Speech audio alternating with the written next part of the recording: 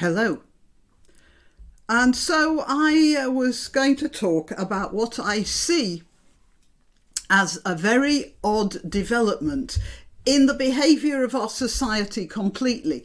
A sort of juvenile attitude, no grown-up stuff at all anymore.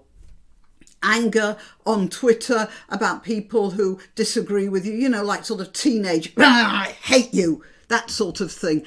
And I don't know whether you remember the Kevin character created by Harry Enfield, but he suddenly turned 13. I mean, he turned 13 and then he suddenly turned into a greasy-haired monster. At present, the big thing is the way the banks are acting in juvenile ways, but it's happening all over the place. However, while we're on the subject of banks, we now have the case of the Metro Bank and the case of a gender-critical parents group.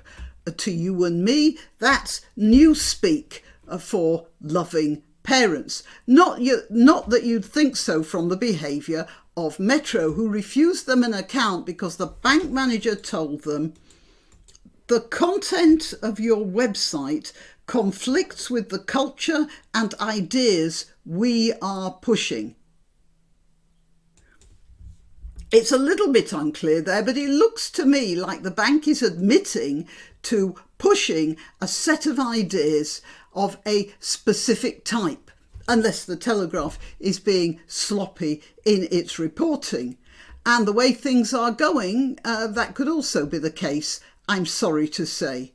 And then there's that staple of the beginning of any corny joke, the Yorkshire Bank and the vicar.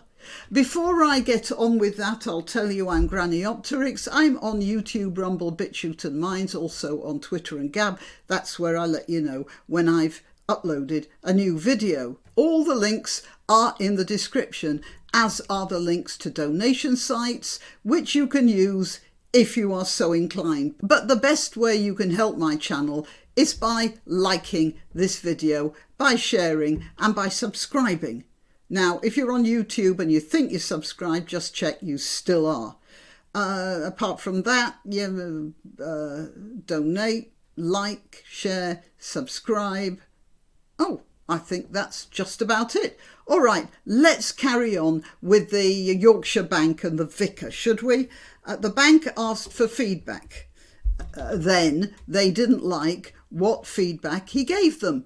The vicar, that is. So they just said he doesn't conform with their ideas of how to live their lives, and they told him he should take his money out of their bank because they don't want to deal with him anymore. Again, it's the sort of behaviour you'd expect from school children, not from bankers. He had an opinion. I'm sure Yorkshire Bank has people in there who've robbed, hit old ladies over the head and stolen their handbags, who've done all sorts of nefarious business deals. No, this guy didn't like their attitudes to the trans issue and he was out. Just think what damage this is doing. In fact, it's almost impossible to quantify how bad this is. Look, it's not just the matter of the vicar and the bank. Even if the bank apologises and reinstates the account, which they probably will do, but that incident is going to stick into the backs of our minds, all of us. We all know about it. And the next time some organisation asks for our feedback, well, we'd be fools to give an honest answer, wouldn't we? I mean, we'd be idiots. And when people are afraid to give honest answers on anything, then of course, nothing can improve. It's not just banks either. Wix, the DIY store, has also put it out that it doesn't want to do business with clients that don't toe their Stonewall cult line. So anyone sensible is going to consider that an honest answer would just get them into hot water. It's not only that the businesses don't benefit from some proper information, but that's another. It's corrosive to the souls of everybody because it's another habit of dishonesty that we're going to have to develop to live our lives, to keep our bank accounts, to keep our store cards, that sort of thing. It's going to enter into the minds of the general public and eat away. That's what happened to the Soviet Union and the subsequent Russian Federation, and that went well, didn't it? This sort of idiocy is simply incredibly corrosive, and corrosive in a way that, honestly, I can't even begin to imagine right now. But it's a lot worse than it feels at the moment. It's just going to get worse and worse. And it's affecting absolutely everything. I'll give you another example from the media. This is an interview on... Rishi Sunak is being interviewed by Beth Rigby of Sky TV. And bear in mind when you hear this interview that they're at a G7 summit and supposed to be discussing the financial structure of the world and its various global problems. And this is how she starts the interview. You're one of life's success stories. You were head boy at school, you had a career in finance that made you very wealthy. Now you're Prime Minister. How do you feel when you lose? Sorry? How do you feel when you lose?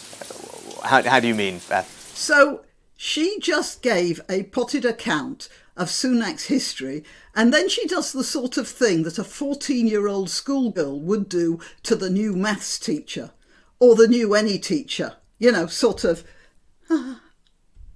Yeah.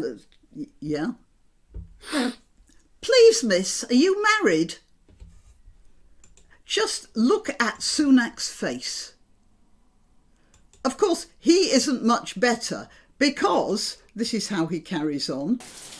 Well, you're a winner in life. How do you feel when you don't win? Well, look, my focus in this job is to deliver for the country. I've set out 5 very clear priorities: to halve inflation, grow the economy, reduce debt, cut waiting lists and stop the votes. All I'm doing every day is focus on delivering for people against those 5 priorities. I firmly believe that that's what the country wants me to do.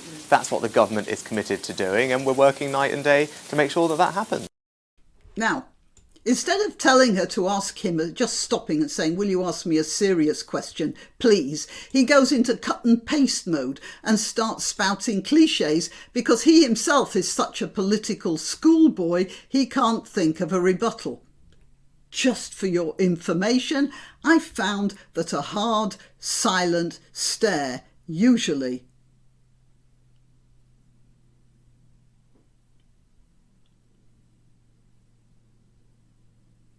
does the trick. My kids always got the best grades of the other classes in their year, by the way. They always tried it on to start with, but they were kids. Beth Rigby is supposed to be asking adult questions. She is the Sky's political editor. She was then at the time. What bothers me is that she still is, and tolerated by her bosses, using that sort of childish behaviour or succumbing to that sort of early teenage nonsense. And it's all over the place. It's like we've reverted somehow. It's terrible. And it very much, I find it very discouraging. Okay, well, till next time. Why not treat yourself or a favoured relative or friend to these magnificent examples of merch? The mugs and t-shirts come in the granniopteryx design or Granbo with a firearm or the more deadly knitting needles.